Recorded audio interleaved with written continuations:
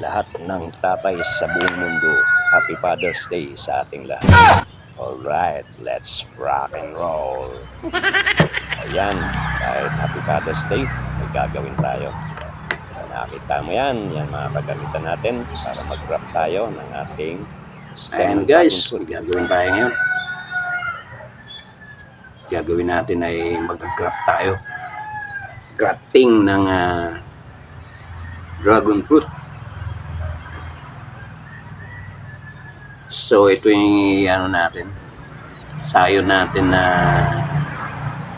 stem ng dragon fruit ng Ecuadorian Palora.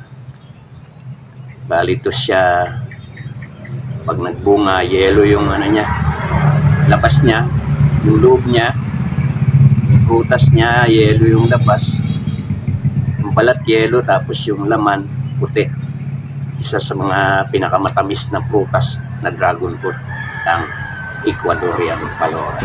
Gagawin natin, mag-grap tayo. Mag-grap tayo para maparami natin ang ating mga dragon fruit. Dahil pag bibili ka nito, medyo may kamahalan din. Kaya gagawin mo para dumami yung dragon fruit mo, mag-grap ka. So ito naman yung ating rootstock. Ayan, rooted na. Bali ano siya. Ito yung ating local variety na Moroccan Red. Tinanggalin na natin ang mga tinik niyan. Bakit natin tinanggal? Para hindi na tumubo. Bali ang tutubo, ito ng Ecuadorian Palora.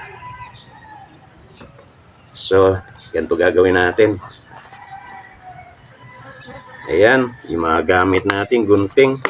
Kailangan lagyan natin ng alcohol para safety yung ating mga ano natin, i-grap natin.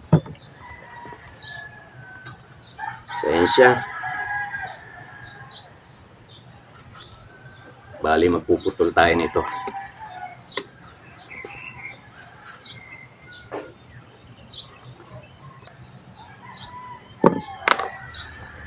Ayan, naputol na natin.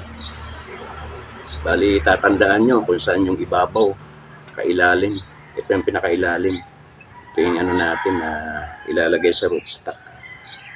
Ibabaw to. Kasi mahirap pagka, pagka nagkabaliktad, pag ganun yung tubo ng ng stem niya, hindi pataas. So, yan, kailangan nakaganyan. So, gagawin natin ngayon guys, tatanggalin natin ay ilalabas natin yung cambium niya. Yun ang ating ipapasok natin sa ating sa ating rootstock na ating local variety na Moroccan Red.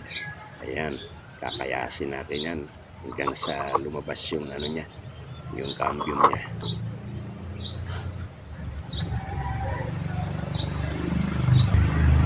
Kayasin nyo hanggang sa lumabas yung cambium niya.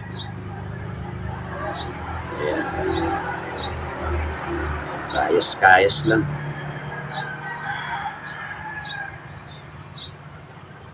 Ayan. Ganun lang hanggang sa lumabas, kiskisin nyo. Ayan.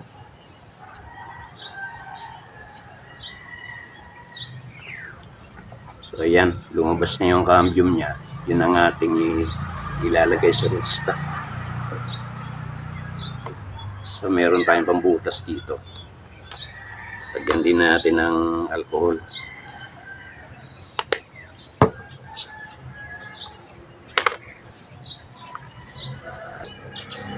Butas tayo.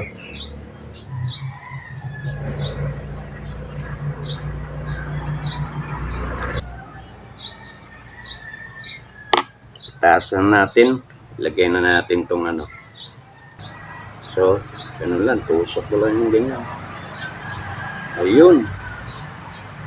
Nadali mo. Ayan, nakalagay na siya. So, bali, dito tutubo yung bagong stem niya. Sa mga tinik na yan, yan lalabas pataas. Ito, wala na to. Hindi natutubo yan, tinanggal mo na yung natin. So gagawin natin, lagyan natin ng tape. Yung tape na to para hindi siya gumalaw.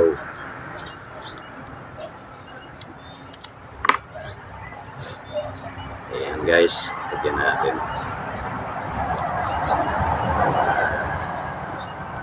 Hindi siya lumalaw. Ayan.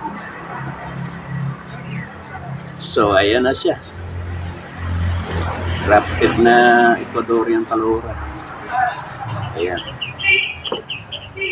Bale, ito yung unang ginawa natin. Ito yung pangalawa. Ayan sila. Ayan. Para talagang mabuhay siya. Ayan. Pagka tumubo na at okay na, pwede na yun natin i-transfer sa ating pagtataniman natin. So yan lang guys, happy Sunday sa ating lahat. Yes, rock and roll.